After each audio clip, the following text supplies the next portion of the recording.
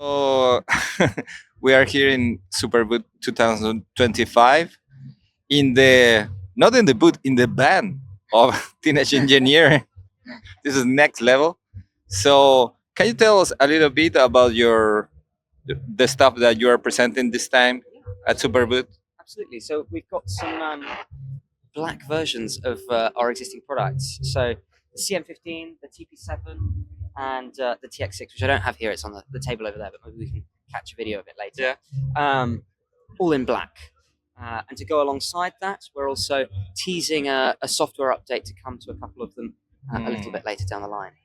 They'll be out June 10th, but here we're just sort of teasing them. They're not the final designs, but we figure it's nice for people to touch and have some feel and feedback. get some feedback. And it's been really positive so far. People love it, and it's really nice for people to get to see and play and feel them. So, yeah, it's always exciting. Yeah, no, for me, I always curious how you guys get your designs because they are really unique. Yeah. So what is kind of the creative part of the company that make you make this kind of designs? Yeah, absolutely. I mean, we've got a very strong industrial design team. They're fantastic, very motivated, and very talented. And of course, Jesper, who's our head of design, has a very strong vision for what he wants to create. So that combination leads to fantastic products. And we've got a really great production team, got an amazing CMF designer, make sure that everything looks fantastic in color and in feel. And I think correct me if I'm wrong, but for me the strongest suit of Teenage Engineer is that how different your products are from other products in the market. Yeah, absolutely. I mean, we spend a lot of time thinking about how we can do things a little bit differently, but equally just finding the best way of creating the products that we want to create. So I think it typically starts with an idea, and then we figure out how do we want it to look and feel, and what do we want it to do all at the same time. And we think very hard about the user interface, the interaction that the customer has, and at every stage, everything from the documentation. We want to have the best documentation in the world, but equally we want to have the most fun products that are easy to use, and we want people to want to make music. And Yes, and correct me if I'm wrong. I think your products can be used like standalone or integrated with a DAW. yeah, absolutely. I mean, it depends on the product, but for example, with the CM15, which is our portable condenser mic, it plugs straight into your computer with USB-C. It's got a built-in DAC, and you can use it as an audio interface. Sounds fantastic. But equally, you could plug it into your mixing desk, or you can plug it into your synth. It's got multiple outputs, as you can see on the bottom. But you can just walk around in the forest and catch whatever sounds you like. And likewise with the TP7, that's the portable recorder. And what's nice about the TP7 is we sort of designed it around the three things that a musician does.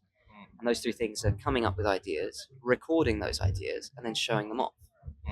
So when you have an idea, all you have to do is hold down the memo button on the side, and it will start recording. And that way you can, hum or sing or record or whatever as you get that idea. When you get into the studio, you can plug it in with the stereo jacks at the top. You get 6 mono inputs or 3 stereo inputs that you can record multi-channel onto it at 96 kilohertz, 24-bit. Record as you wish. It sounds amazing. Then you drag and drop those files straight into your DAW. How much storage do you have in? 128 gigabytes. Wow. Yeah. Okay. And what that means is that then you can record those things. When it's time to, you've mixed them, you've finished the song, you get into a studio and you want to show it off, you can put those songs back on as WAV and FLAC files and play it back through the amazing DAC that's built into the TP7. It sounds really, really shockingly good. Sounds better than an iPhone. Oh yeah, I would think so. But I mean, it really is. I've put some of my songs on there, and it's always blown me away when I play them back on the TP7. It's one of those things that because of have compression. No, yeah, exactly. It just sounds fantastic, super clean, really vibrant sound. The dynamic range is fantastic, and it's probably the best way of listening back to your tracks. And what you can tell us about the calculator there? Yeah, absolutely. This guy here is the EP1320 Medieval. Sorry, it's a bit dusty in here because we're underneath a tree, so the pollen. Yes, it's nature. Yeah, exactly. This is the EP1320 Medieval. It's our medieval electronic instrument. It's based off of the workflow of the KO2, so it's a sampler. Mm. It's got 200 built-in medieval sounds. And the idea behind that is, one, as a musician, you spend a long day in the studio, thinking very deliberately about what you want to make. It's very complicated, very technical. Sometimes you just want to have fun. Yeah. And the medieval is fun. It's really fun, and it's very creative. And with those medieval sounds, you can create crazy beats. Can you develop what you were saying with medieval sounds? How What do you it mean? means?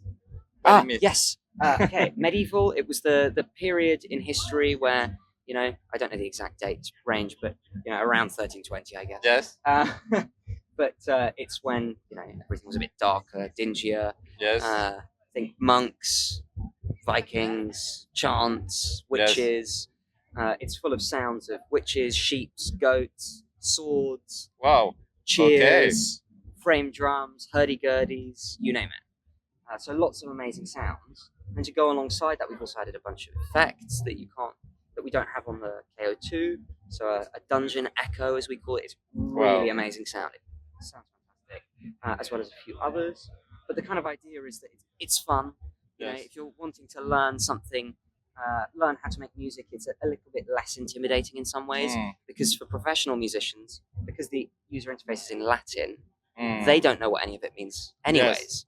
So whether you're professional or you're new to music, it doesn't matter, because you're not going to understand what it says anyways, unless you speak Latin. Yes. But it's all very deliberately named. So for example, Ater and Clarus means darkness and brightness. So it does directly translate into some useful Latin. And then there's some that are silly. So, swingus, because of course there's no word for swing in Latin. And then panem, which is like pan, left and right. But then pan is like bread. So panem in Latin is bread. So. Yeah. No, that's like you say, it's really fun. And what will be the price point of this product? So this guy here, the KO2, the medieval, is €350 around about. Obviously, depending on which store you get it from, the price varies. TP7 is about €1,500. CM15 is about €1,200. Very different price ranges, but we always look at the top and the bottom. So we want to make the best stuff at both, the top end and the bottom end. The very best, cheapest, and the very best at the top end. Yeah. Well, I really thank you for your time. It's really, I'm really fascinated about your product. So I'm looking forward to know more about the new stuff that you guys are coming up. Yeah, absolutely.